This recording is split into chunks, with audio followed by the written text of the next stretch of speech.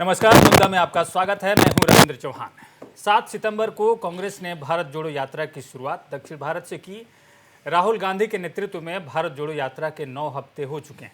Party इसे सफल होने का दावा करती है, इसलिए इस पद यात्रा को उड़ीसा और असम में भी शुरू किया गया है। असम में प्रदेश अध्यक्ष भूपेन बोरा के नेतृत्व में यात्रा के 5 दिन हो चुके हैं और यात्रा के दौरान जुड़ रहे लोगों से पार्टी के हौसले बुलंद नजर आ रहे हैं। असम में कांग्रेस ने भारत जोड़ो यात्रा की शुरुआत धुबरी से की है और धुबरी से सांसद हैं AIUDF के प्रमुख बदरुद्दीन अजमल। अजमल ने भारत जोड़ो यात्रा के मकसद पर ही सवाल खड़ा कर दिया है। अजमल आज भी कह रहे हैं कि कांग्रेस पार्टी AIUDF के सहारे ही पिछले चुनाव में कुछ सीटें हासिल कर पाई थी। AIUDF आने वाले दिनों में बीजेपी को सत्ता से उखाड़ फेंकने के लिए कांग्रेस का साथ चाहती है। क्या भारत जोड़ो यात्रा प्रदेश कांग्रेस के लिए लाभदायक साबित होगा? क्या एक बार फिर बीजेपी के खिलाफ एक बड़ी शक्ति के रूप में कांग्रेस उभरेगी? आज मुद्दा में यही है विषय। हमारे साथ जुड़ रहे हैं कांग्रेस पार्टी के प्रवक्ता नेत्र रंजन चौधरी, भाजपा के प्रवक्ता प्रमोद स्वामी, AIUDF के प्रवक्ता चंपक कलिता और वरिष्ठ पत्रकार प्रमोद तिवारी। आप सबका इस कार्यक्रम में स्वागत है। सबसे पहले हम आपको सुनाने जा रहे हैं उन नेताओं की बयानबाजी जिससे इस मुद्दे पर राजनीति गरमाई हुई है। सबसे पहले आप सुनिए AIUDF के प्रमुख बदरुद्दीन अजमल क्या कह रहे हैं। সকলে নিজেই এতিয়াই গম পোৱা নাই কি কৰিব লাগে। কেনে আগৰ কথা আছিল ৰাহুল গান্ধীজী আহিব, আমাৰ ভূপেন বৰা সাহেব বেফিকিৰ আছিল ৰাহুল গান্ধী আহিব মই হিৰো হৈ যাম। তাৰপিছত পেপাৰ পত্ৰিকাত আমি দেখিলোঁ প্ৰিয়ংকা গান্ধী আহিব, সেইটোও নাই। মতলব চেণ্ট্ৰেল কংগ্ৰেছে গিভ আপ কৰি দিছে, বোলে অসমত গৈ মাথা মাৰি কোনো লাভ নাই, আমাৰ কোনো ভেটি নাই, ভিত্তি নাই, কোনো কিছু অসমত গৈ লাভ নাই। ৰাহুল গান্ধীৰ প্ৰগ্ৰামতো অল অপজিশ্যন পাৰ্টিক লৈ এই যাত্ৰাটো কৰা নাই। ভাৰত জোড়ো কত হল, ভাৰত তোড়ই হৈ গ'ল। ভাৰত তোড়ো যদি হ'ব বিজেপিক কেনেকৈ উৎখাত কৰিব? নোৱাৰিব। অনলি কংগ্ৰেছে পাৰিব নেকি? নোৱাৰিব। এইসকলে ধুবুৰীৰ পৰা আৰম্ভ কৰিছে ৱেলকাম, আমি আমাৰ পাৰ্টিৰ পৰা ৱেলকাম জনাই আছোঁ। একবাৰ কৰিছে, আৰু এটা ৰাউণ্ড কৰক, ইলেকশ্যনৰ আগত আৰু এটা তৃতীয় ৰাউণ্ড কৰক, চাই লওক আপোনালোকৰ কি ভিত্তি আছে। 5,000 7,000 মানুহ চব গোটেই অসমৰ পৰা লৈ গৈ সিসকলৰ টাৰ্গেট এটা কথা ক্লিয়াৰ হৈ গ'ল যে UDF সিসকলৰ টাৰ্গেট, বিজেপি টাৰ্গেট নহয়। যিমান সিসকলে গালি পাৰি আছে চব UDF-ক আৰু আজমলক গালিয়ে পাৰি আছে। যিমান শক্তি আছে আপোনালোকে লগাই লওক। ইনশাআল্লাহ আমাৰ UDF-ৰ ধুবুৰীত বা আজমলৰ ইনশাআল্লাহ 1% ক্ষতি নহ'ব আৰু লাভ উল্টা আমাৰ হ'ব। আমাৰ চব মানুহে কি কৈ আছে? দুইটা কথা কৈ আছে চাফ ক্লিয়াৰ যে আহক লোকসভা আমি একেলগে লড়ো, কেনে যদি আমি এক নহওঁ তে বিজেপিক অসমৰ পৰা আমি বিদায় কৰিব নোৱাৰোঁ। সিসকলে হেমন্ত যাবৰ পইচা খাই কোনো এজনে সাহস নাই যে বিজেপিৰ বিৰুদ্ধে কোনো এটা হিমকাৰ দিব, বিজেপিক ইয়াৰ পৰা বিদায় কৰিব লাগে, এইটো ক'ব নোৱাৰে। হিম্মত নাই সিসকলৰ, আমাৰ হিম্মত আছে। बीजेपी के खिलाफ बोलने की कांग्रेस की हिम्मत नहीं है, ये कह रहे थे AIUDF प्रमुख बदरुद्दीन अजमल। अब कांग्रेस के जो नेता हैं भूपेन बोरा, उनकी भी बातें सुन लीजिए। মই মুছলমানৰ সৈতে খোজ কাঢ়িছো, মই আৰু 100 কিলোমিটাৰ মুছলমানৰ সৈতে খোজ কাঢ়িম, মই বৰপেটালৈকে মুছলমানৰ সৈতে খোজ কাঢ়িম। কাৰণ মোৰ গুৰু মহাপুৰুষ শ্ৰী শ্ৰী শংকৰদেৱ মুছলমান চান খাই সৈতে বহি কথা পাতিছিল। মোৰ গুৰু শংকৰদেৱে যদি চান খাই সৈতে কথা পাতে, মই ভূপেন বৰাই মোৰ বন্ধু মুছলমানৰ সৈতে কথা পাতিম। মোৰ খেলাপতি, মোৰ গৌৰৱ, অসমৰ গৌৰৱ, লাচিত বৰফুকনে যেতিয়া মোগলৰ বিৰুদ্ধে যুঁজিছিল, লাচিত বৰফুকনৰ পিছফালে মুছলমান ইছমাইল ছিদ্দিকী থিয় হৈ আছিল। অসম বচাবৰ কাৰণে লাচিত বৰফুকনে যুদ্ধ কৰোঁতে লাচিত বৰফুকনৰ কাষত থিয় হৈ থকা ইছমাইল ছিদ্দিকীৰ পৰিয়ালৰ লগত, ইছমাইল ছিদ্দিকীৰ নিচিনা মুছলমানৰ লগত ভূপেন বৰা সদায় আছে, সদায় থাকিব। तो कल तक भूपेन बोरा AIUDF के खिलाफ बोल रहे थे और आज उन्होंने बीजेपी को भी अपने चपेटे में ले लिया और उन्होंने कहा कि कांग्रेस मुसलमानों के साथ है और लाचित बरफुकन के भी साथ मुसलमान थे, तो इस तरह से मुसलमान समाज का ही हिस्सा है। अब आपको सुनाते हैं, क्योंकि बीजेपी भी इस चपेटे में है, तो बीजेपी के नेता जो हैं जयंतमल बरुआ की प्रतिक्रिया भी आपको सुनाते हैं। ভূপেন বৰা ডাঙৰীয়া হয়তো অসমৰ নেক্সট জেনেৰেশ্যনৰ কাৰণে বদন হ'ব। কাৰণ যদি শংকৰদেৱৰ লগত খিলঞ্জীয়া মুছলমান থকা আৰু অন্যান্য তেওঁৰ লগত থকা মিয়াসকলক একেলগ কৰিব খুজিছে, অসমৰ খিলঞ্জীয়া মুছলমান আৰু বাংলাদেশৰ পৰা অহা মিয়া একে বস্তু নহয়। তেওঁ যিটো কথা কৈছে শংকৰদেৱৰ লগত কাৰোবাৰ লগত আমাৰ লোকসকলৰ লগত যিবিলাক মুছলমান মানুহ আছিল এইবিলাক ধৰ্মতে মুছলমান, অসমীয়া মানুহ, তেওঁলোক অসমৰ সভ্যতা সংস্কৃতিৰ লগত মিলি থকা মানুহ। আৰু তেওঁ যিবিলাক মানুহ ওচৰে পাজৰে লৈ ফুৰিছে লুঙি টুপি দাড়িৰে, সেইবিলাকতো অসমৰ মানুহ নহয়, সেইবিলাক অসমৰ কাৰণে আগ্ৰাসনকাৰী, অসমৰ কাৰণে তেওঁলোক ভয়াৱহ। গতিকে তেওঁ যদি সেইসকলক এই মিয়া আৰু খিলঞ্জীয়া মুছলমানক একলগ কৰিছে তেতিয়াহ'লে তাতকৈ ডাঙৰ ভয়াৱহতা নাই। গতিকে ভূপেন বৰাকতো মই ভাবোঁ যে এতিয়া অসমৰ ৰাইজে ভালকৈ চিনি পাব লাগে যে এইটো আগন্তুক দিনৰ আটাইতকৈ ডাঙৰ ভয়াৱহ বদন। कांग्रेस के प्रवक्ता नेत्र रंजन चौधरी हमारे साथ हैं। नेत्र रंजन जी, भारत जोड़ो यात्रा से कितना लाभ मिल रहा है आपको, पार्टी को कितना उम्मीद है कि आप असम में एक बड़ी शक्ति बनकर उभरेंगे, क्योंकि ऐसा लग रहा है कि आपने जो धुबरी से जो यात्रा शुरुआत की है उसमें काफ़ी संख्या में आपके समर्थक जुड़ रहे हैं। जी, पहली बात तो मैं ये बता दूं कि ये यात्रा जो है ये कांग्रेस पार्टी की यात्रा नहीं है, इसमें कोई राजनीतिक उद्देश्य भी नहीं है। जैसे हमने कई की बार पहले भी कहा है और बार बार बोल भी रहे हैं, ये एक है लोगों से बात करने का, मिलने का, और जो एक नया किस्म का एक भारत में एक जो चैलेंज आ रहा है वो जो है आप अर्थनैतिक मामले में देख लीजिए, सोशल पोलराइजेशन पे देख लीजिए, जो सोशल इंजीनियरिंग हो रहा है, या जो भी इनका पॉलिटिकल सेंट्रलाइजेशन हो रहा है, बेसिकली इन तीनों के लिए हमको ये भारत जोड़ो यात्रा करना पड़ रहा है। इन्होंने भारत को तोड़ा है, इकोनॉमिकली तोड़ा है, इन्होंने सामाजिक रूप पे तोड़ा है, और पॉलिटिकल जो आपका कॉन्स्टिट्यूशनल इंस्टीट्यूशन है उनको तोड़ा है। उनको जोड़ने के लिए, लोगों को दिल से दिल मिलाने के लिए, भाईचारा की मैसेज देने के लिए हमको ये यात्रा लेना पड़ा है। तो ये पहली बात तो मैं कहता हूँ, ये कोई कांग्रेस पार्टी की अपनी कोई पॉलिटिकल यात्रा नहीं है। इसीलिए आप देखोगे कि जो ये पॉलिटिकल ऑर्गेनाइजेशंस भी है, योगेंद्र यादव को भी आपने देखा है भारत जोड़ो यात्रा में उन्होंने ज्वाइन किया है। हालांकि वैचारिक रूप से किसी को कांग्रेस के साथ आपत्ति हो भी सकता है, बट एक ब्रॉड सेंस में सभी ने इसमें पार्टिसिपेट किया है। रही बात असम की जो यात्रा है, इसमें जो अभी पिछले 5 दिन से जो हमें रिस्पांस मिला है ये एक अनप्रेसिडेंटेड है, कभी ना ऐसे हुआ है, ना इतना एक मतलब अनप्रेसिडेंटेड है, अनएक्सपेक्टेड है, और एक स्वतःस्फूर्त है। लोग खुद ब खुद बाहर आ रहे हैं, इसको किसी को बुलाना नहीं पड़ रहा है। और जो अभी कमेंट्स भी आप दिखा रहे हैं मौलाना साहब की हो या भाजपा का हो, किसको दिक्कत है? ये नहीं, मैं वही आ रहा हूँ, इनका बौखलाहट बिल्कुल जायज़ है। और जो राजनीति के बारे में थोड़ा सा भी सम्यक ज्ञान है उनको समझ में आएगा कि ये उनको बौखलाहट क्यों है, क्योंकि उनका जो पॉलिटिकल जो बेस है धुबरी में वो अभी लड़खड़ा रहा है, ताश के पत्ते गिरने लगे, इसलिए उनका बौखलाहट हो रहा है। जो अभी ऐसा है कि इन्होंने कहा है कि हमारे साथ आओ, एक साथ लड़ते हैं, ये करते हैं। देखिए, एक है कि हमें अलायंस मिल गया है और हमने जनता से अलायंस कर लिया है, तो इसमें हमें एक व्यापारी का साथ हमको अभी अलायंस नहीं करना है। ये बात हमारे प्रेसिडेंट भूपेन बोरा जी ने भी स्पष्ट रूप से कहा है। आपने हालांकि कल का बाइट दिखाया था, मैं तो कहता हूँ आज आपका भी देख लीजिए, आज का भी देख लीजिए, आज जो प्रेस रिलीज आया है वो भी देख लीजिए। बहुत ही स्पष्ट रूप से ये कहा गया है कि हमें लोगों के साथ हमारा अलायंस हो गया है, तो इनका बौखलाहट तो जायज़ है।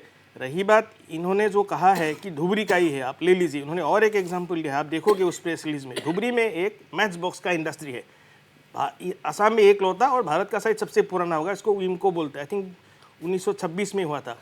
डबल इंजन की गवर्नमेंट होने के बावजूद, बड़े मियाँ छोटे मियाँ में प्यार मोहब्बत, लुका छुपी प्यार होने के बावजूद भी आज उन्हीं के कॉन्स्टिट्यूएंसी में वो क्यों रिवाइव नहीं हो पा रहा है, ये भी सवाल है। डबल इंजन आप बोल रहे हैं, मतलब ये भी बता रहे हैं कि आप ये डीप जो है बीजेपी की टीम का ही हिस्सा है? नहीं, ये तो खैर लोग दे ही रहे, समझ रहे, ये तो लुका छुपी है। कम से कम मैं तो एजीपी या बीपीएफ इनको तो मानता हूँ कि ये खुल के आ रहे हैं, खुल के बीजेपी के साथ है, मानना पड़ेगा। ये तो लुका छुपी हो रहा है काम, और उनका ही कॉन्स्टिट्यूएंसी देखिए धुबरी में, मैंने जो आपको एग्जांपल दिया है, उनको का जो मैच बॉक्स का इंडस्ट्री है वो आज तक क्यों रिवाइव नहीं हुआ, वो करके दिखा दे। मौलाना जी ने भी ये कहा था कि असम का चीफ मिनिस्टर बेस्ट थे, उन्होंने ठीक है कह दिया। अभी एक तो उनको संबर्धना भी देना चाहिए, 500 लोगों का उन्होंने शराब का दुकान दे दिया है, तो उनको फैसिलेशन कर दे। और अगर ये रिवाइव भी कर दे, जो मैच बॉक्स का इंडस्ट्री कर रहा हूँ वो भी ऐसा करे, तो हम तो कहते हैं कि उनको सर्वश्रेष्ठ सीएम का आप अवार्ड दे दीजिए, काम करके दिखाइए आप। बेस्ट सांप्रदायिक राजनीति करने आगे से भी तो बात नहीं होगा। करेंगे जी, आगे भी बात करेंगे कि ये जो आपके पक्ष में जो आप बता रहे हैं कि भारी समर्थन मिल रहा है और आपने जनता से ऐलान कर लिया है, इसका बीजेपी पर क्या असर पड़ेगा और दूसरी पार्टियों पर क्या असर पड़ेगा? प्रमोद स्वामी जी, आपको डर लग रहा है जो बातें कह रहे हैं नेता रंजन चौधरी जी ने, तो इन्होंने तो जनता के साथ अलायंस कर लिया है, अब आपकी स्थिति क्या होगी?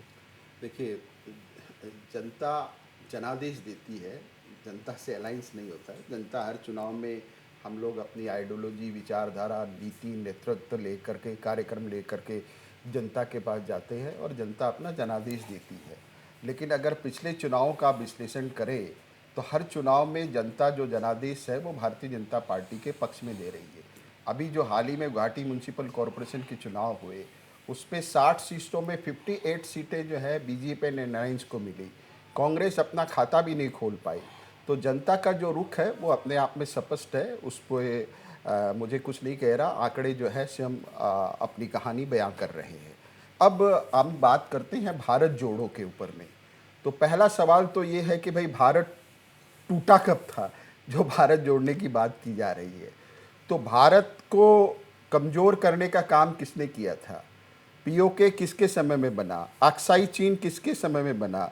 44,000 किलोमीटर वर्ग किलोमीटर ज़मीन जो है वो नेहरू जी के समय में दे दी गई।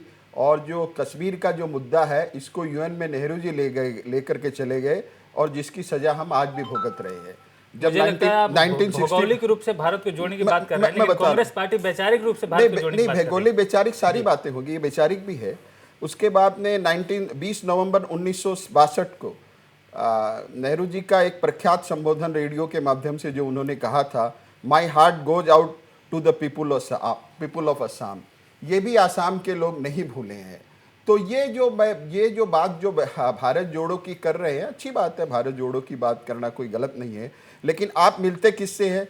जॉर्ज पोनिया साहब जो पादरी हैं, और उन्होंने कंट्रोवर्शियल स्टेटमेंट क्या दिया कि भारत माता के बारे में वो कंट्रोवर्शियल स्टेटमेंट देते हैं। वो कहते हैं कि भारत की ज़मीन पर मेरे पैर नहीं पड़ने चाहिए, और अगर ज़मीन पर पैर पड़ते हैं तो पैर मेरे गंदे हो जाएंगे। हिंदू देवी देवताओं के ऊपर में हिंदू देवी देवताओं का जो मजाक उड़ाते हैं। तो ऐसे लोगों से मिलकर करके आप कौन से भारत जोड़ो का जो नक्शा है या विचारधारा है वो लोगों के सामने रख रहे हैं? ये तय जनता ही करेगी। दूसरी इनकी एक बात का और मैं जवाब दे दूं। दूसरी बात इन्होंने कही इकोनॉमी की। इकोनॉमी में आज भी जो है इतने कोरोना काल का सेशन गया और भी इतनी आपदा और विपदा के बावजूद भी आज जो भारत की जो इकोनॉमी है वो विश्व की 5वीं सबसे बड़ी आर्थिक शक्ति अगर भारत बना है, तो ये अपने आप में ये कहानी बयां करती है कि हमारा जो इकोनॉमी का जो सफ़र जो है वो भी एक बहुत ही अच्छी दिशा में आगे बढ़ रहा है। और आज जो भारत वर्ष है वो विश्व की सबसे फास्टेस्ट जो ग्रोइंग इकोनॉमी है उसमें भारत वर्ष एक है। कांग्रेस की भारत जोड़ो यात्रा से बीजेपी को कोई फर्क नहीं पड़ता है। चंपक कलिता हैं एआईयूडीएफ के। नहीं, एक चीज मैं बोल रहा हूँ, इन्होंने कहा कि नहीं, मैं एक चीज बहुत संक्षेप में बोलना चाहता हूँ। इन्होंने कहा कि भारत का इकोनॉमी के बारे में बताया है। मैं कांग्रेस पार्टी के तो ये खिलाफ ही बोलेंगे। इन्हीं का आरएसएस का ही जो जनरल सेक्रेटरी, उन्होंने खुद जो इंडिया का अभी इकोनॉमिक सिचुएशन है उसके ऊपर शंका जताई है। आप कोई भी मैट्रिक दिखा, मुझे लगता है ठीक है, आगे बढ़ते हैं। बात बोला नहीं, भारत विश्व की आर्थिक शक्ति है, ये गलत है क्या? हाँ या ना बोलिए। आप बोलिए, चिल्लाने से बात झूठ नहीं। मैं चिल्ला नहीं रहा हूँ। भारत आज विश्व की 5वीं आर्थिक शक्ति है या नहीं? आप बड़ी पार्टी बनकर उभरने वाली है आने वाले दिनों में। चंपक कलिता आप सुन रहे हैं, क्या आपको डर लगता है अपनी पार्टी की स्थिति को लेकर, कांग्रेस की स्थिति को लेकर? आप एक दूसरे को भाजपा का बी टीम बताते रहे हैं, क्या स्थिति, आप क्या कहना चाहते हैं? मैं इस बात से पे आऊँ उससे पहले जो हम लोग प्रमोद स्वामी जी ने जो भारत 5वीं सबसे बड़ी इकोनॉमी है, बेशक भारत 140 करोड़ लोगों की एक मुल्क है, यहाँ वर्ल्ड का सेकेंड लार्जेस्ट है, तो इसका इकोनॉमी बेशक बड़ी होगी। बड़ी होना और मजबूत होना ये अलग चीज़ है। प्रमोद स्वामी जी, आज एक रिपोर्ट आई है, सभी नेशनल टीवीज़ में ये रिपोर्ट आई है कि लास्ट 5 साल में बेहतर जिंदगी, एवरेज जिंदगी और एवरेज का नीचे का जिंदगी का एक ब्रेकअप आया है। बेहतर जिंदगी में सिर्फ 3% लोग हैं, नहीं सॉरी, बेहतर जिंदगी में सिर्फ 7% लोग हैं। 93% लोग आइडर एवरेज और बिलो एवरेज है। आज ही रिपोर्ट आई है, ये इकोनॉमी का हाल है, लब्बो लबाब है। बस यही इसमें मैं यही बीजेपी के साथ तो दूरी है ही, आप बीजेपी से दूर रहना चाहते हैं। कांग्रेस के पद यात्रा के बारे में कुछ बोलिए। नहीं, मैं मेरी बात, मैं तो ये इनका इकोनॉमी का हाल बताया। बाकी जो आप कांग्रेस के, आपको मतलब आश्चर्य होगा, लास्ट 1919 का इलेक्शन में, 2019 का इलेक्शन में और 2021 का इलेक्शन में, चुनाव में हमें क्या डराओगे यार? हमारे ऑक्सीजन पे तो कांग्रेस जिंदा है असम में। यही बातें मैंने जिस दिन शुरुआत में हमारा ऑक्सीजन हट जाएगा उस दिन तो कांग्रेस का बुरा हाल होगा। अगर हम फिर भी चाहते हैं, जिम्मेवार पार्टी है कि हम लोग बीजेपी को रेजिस्ट करें, बीजेपी को रोके, वोट बटाव ना हो, लेकिन ये रिपुन बोरा और असम स्टेट कांग्रेस अगर ये सुसाइड करना चाहती है और अगला चुनाव में आप अगर देखेगा, अगर अलायंस नहीं हुई, ग्रेटर अलायंस, तो कांग्रेस असम में 0 हो जाएगा। आप एक चीज़ देखिए, आप एक तौर तो कह रहे हो कि आप बीजेपी को रोकना है, अलायंस किए थे डेफिनेटली, लेकिन जो एक टर्निंग पॉइंट है पिछले विधानसभा इलेक्शन में भी, जो ये कहा गया था कि इस बार लुंगी टोपी का सरकार होगा, हम लोग का सीएम होगा, ये सब टिप्पणी किसने दिया था? जो एक बहुत ही अहम करी था उस समय ये कमेंट दिया गया था, उसका तात्पर्य बताइए, वो भी बताइए, उसका पॉलिटिकल रिपरकशन सबको पता है। जी चंपक जी आप बोलिए। वो भी आप देखिए, अलायंस करने के तो कर लिया, लेकिन आपने किस तरह से किया, किस तरह से बयानबाजी हुआ है और किसको ये सहायता क्या है, वो भी संपर्क जी, थोड़ा आप तो वरिष्ठ नेता है, आप थोड़ा देखिए इसके बारे में, अब बोलिए खुल के इसके बारे में, क्या उचित था वो? आपका हो गया तो जी, आपका हो गया तो मैं बोलूं? हो गया जी। हाँ चलो ठीक। आपने जो अभी लुंगी टुप्पी वाली बात की है, ये आप बीजेपी का लैंग्वेज बोल रहे हैं, पहली बात। दूसरी बात, ये जो वाकया हुआ, ये वाकया हुआ 3rd फेज में। ये भवानीपुर जो विधानसभा कंस्टिट्यूएंसी है वहां पे हुआ। और सबसे बड़ी बात है, ये लुंगी टुपी को वहां से निकाला गया। उन्होंने बड़ा कॉन्टेक्स्ट में बोला कि यहाँ सरकार आएगी, साड़ी पहनने वालों की सरकार आएगी, भगवा पहनने वालों की सरकार आएगी, धोती पहनने वालों की, पुरोहित की, लुंगी, ऐसे कई ड्रेसों के बारे में उन्होंने वहां बयान किया। क्योंकि उनके पास साधन है, इसीलिए लुंगी टुपी को वहां से निकाल के इसको फोकस किया गया कि आदमी को जहन उसमें बिगाड़ा जाए। और ये भी 3rd फेज में हुआ है, जो असम का 21 का इलेक्शन का 3rd फेज। और कांग्रेस बुरी तरह से हारी है 1st फेज में और 2nd फेज में। आप अभी भी रिकॉर्ड निकाल के देखिए, अपर असम में कांग्रेस का परफॉर्मेंस देखिए, और 2nd फेज में और 3rd फेज में कांग्रेस का परफॉर्मेंस देखिए। 2nd फेज में तो कांग्रेस ने रोहा जीता है, तो रोहा कैसे जीत लिया? क्योंकि AIUDF का ऑक्सीजन था। और ये कांग्रेस का एक बदकिस्मती है, कांग्रेस बहुत बढ़िया तरह से अपना एक पायस जो बनाते हैं ना, खीर बनाते हैं, और आखिर अपना जुबान से उसमें केरोसिन डाल देता है। और इसीलिए कांग्रेस को दोष देके फायदा नहीं है, क्योंकि कांग्रेस का जो दिमाग वाला नेता है, कांग्रेस का जो पॉलिसी मेकर्स है, इतना दिन कांग्रेस को मजबूत करके रखा है, ये तो सारे बीजेपी में चले गए हैं। ठीक है, की बात अभी कहा है, नहीं एक आप- सेकंड में 10 सेकंड के लिए बोल रहा हूँ। आप ही का मौलाना साहब ने कहा है कि जो 20-30 साल से मेरा एक पर्सनल काम नहीं हुआ था, वो अभी का जो माननीय मुख्यमंत्री है इन्होंने कर दिया है। इस पर चर्चा ये करेंगे। सिर्फ- हम नेक्स्ट इसी सवाल पर आ रहे हैं। इन सब का बयान क्या मतलब है? इन सब अगला का? इसी सवाल पर आ रहे हैं चंपक जी और नेत्र रंजन जी। वरिष्ठ पत्रकार प्रमोद तिवारी जी हमारे साथ हैं। प्रमोद जी, आपको क्या लगता है, ये जो पद यात्रा असम में कांग्रेस ने शुरू की है, और कांग्रेस को लगता है कि इससे अप्रत्याशित बता रही है कांग्रेस, अप्रत्याशित समर्थन अभी कहा जा रहा है, आने वाले अभी जो चुनाव है वो काफ़ी दिन बाकी हैं, लेकिन कांग्रेस की जो ज़मीन है वो इनके हिसाब से अभी तैयार हो रही है? देखिए, सबसे पहले तो नेत्ररंजन के मुंह से मैं दूसरी बार सुन रहा हूँ कि बार बार ये एक बात ये कहते हैं कि ये जो कांग्रेस की भारत जोड़ो यात्रा है ये एक पॉलिटिकल यात्रा नहीं है। तो पॉलिटिकल पार्टी अगर पॉलिटिक्स नहीं करेगी तो वो अपने आप को कहीं ना कहीं डगमगाती हुई पाएगी। पॉलिटिकल आप पार्टी हो, आप पॉलिटिशियन हो, तो आपको पॉलिटिक्स ही करनी है। और ये भारत जोड़ो यात्रा के साथ में दूसरे विशेषण जोड़कर मैं समझता हूँ कि ये अपना भी ध्यान भटका रहे हैं, दूसरों का भी ध्यान भटका रहे हैं। ये एक पॉलिटिकल यात्रा और अच्छी पॉलिटिकल यात्रा है, इसमें कहीं दो राय नहीं है कि पूरे भारत में कांग्रेस जो एक हाशिए पे चली गई थी राहुल गांधी की भारत जोड़ो यात्रा के बाद में, कम से कम मीडिया कवरेज तो एक पॉजिटिव मीडिया कवरेज तो उसे मिलने लगा है। ये वोट में कितना ट्रांसलेट होगा ये तो समय बताएगा। अभी 2-3 राज्यों में चुनाव है, उन चुनाव पे पता चलेगा कि ये वोट में कितनी ट्रांसलेट हो रही है। जहाँ तक असम की बात है तो असम में पार्टी ने भारत जोड़ो यात्रा की शुरुआत धुबड़ी से की है। हम सभी जानते हैं कि असम की राजनीति पूरी तरह पोलराइज्ड हो चुकी है रिलीजियस लाइन के ऊपर, और धुबड़ी और उधर के आसपास का जो अंचल है, खासकर निचले असम का जो अंचल है, वहाँ पर माइनॉरिटी वोट रहते हैं, जिसको हमारे यहाँ चालू भाषा में कहते हैं कि मियाँ बांग्ला भाषी मियाँ वोटर है, जनसंख्या उनकी ज़्यादा है। तो वहाँ कांग्रेस को एक अच्छा अप्रत्याशित समर्थन मिलना कोई नई बात नहीं है। 20 से 20 AIUDF की बात जो करते अगर हम करें तो जो नेताओं के बयान आपने सुनाए और यहाँ जो पैनलिस्ट बोल रहे हैं, कांग्रेस को देर से ही सही ये बात समझ में आ गई कि AIUDF के साथ में पिछले कई चुनावों में मित्रता करके उसने अपना नुकसान किया है, क्योंकि दोनों का वोट बैंक एक ही है। AIUDF बार बार बोल रही है कि कांग्रेस से शिकायत भी है, पर वो साथ साथ ये भी बोल रही है कि हमें कांग्रेस के साथ में चुनावी गठबंधन करना अगर भारतीय जनता पार्टी को रोकना है तो। इस बात में कहीं कोई दो राय नहीं है कि ऊपरी असम में जो आहोम बेल्ट है और जो चाय का बेल्ट है वो कांग्रेस का एक बड़ा वोट बैंक हुआ करता था। वहाँ कांग्रेस की ज़मीन पिछले चुनाव में पूरी तरह खिसक गई, दरक गई, वहाँ उन्हें सीटें नहीं मिली। लोअर असम के माइनॉरिटी बेल्ट में ही AIUDF और कांग्रेस का दोनों का वोट बैंक है।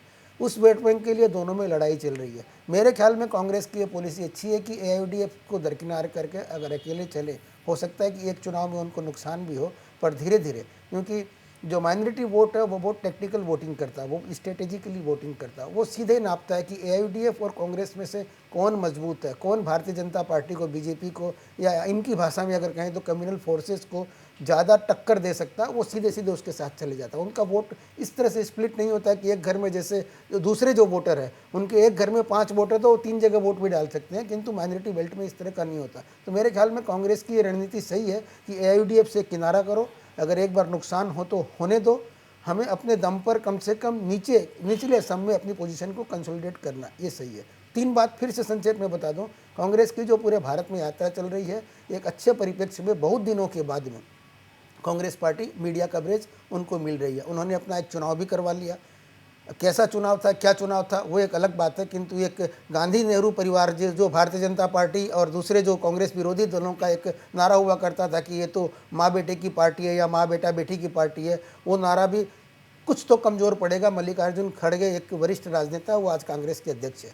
दूसरी बात, राहुल गांधी की यात्रा से कांग्रेस को एक माइलेज मिल रही है। ये अलग बात है कि चुनाव गुजरात और हिमाचल में होने हैं और वो तेलंगाना और आंध्र प्रदेश में भी यात्रा कर रहे हैं। थोड़ी सी इस तरह की कांग्रेस में होता ही रहता है, क्योंकि कौन उनको स्क्रिप्ट राइटर है, कौन थिंक टैंक है, कभी समझ में नहीं आता। किंतु असम के परिप्रेक्ष्य में बात करें, राहुल गांधी तो यहाँ नहीं आए हैं, पर असम का जो नेतृत्व आपसी सिर फुटबॉल से आगे बढ़कर उन्होंने धुबड़ी से जो यात्रा की है, मेरे ख्याल में अपनी ज़मीन को माइनॉरिटी इलाके में कंसोलिडेट करने में इस यात्रा से उनको मदद मिलेगी। जी, अब जो नेत्र रंजन जी जो सवाल कर रहे थे वो सवाल हम उठाना चाहेंगे, लेकिन हम एक ब्रेक लेते हैं क्योंकि समय हो गया है ब्रेक का। ब्रेक के बाद उसी सवाल पर हम वापस लौटते हैं।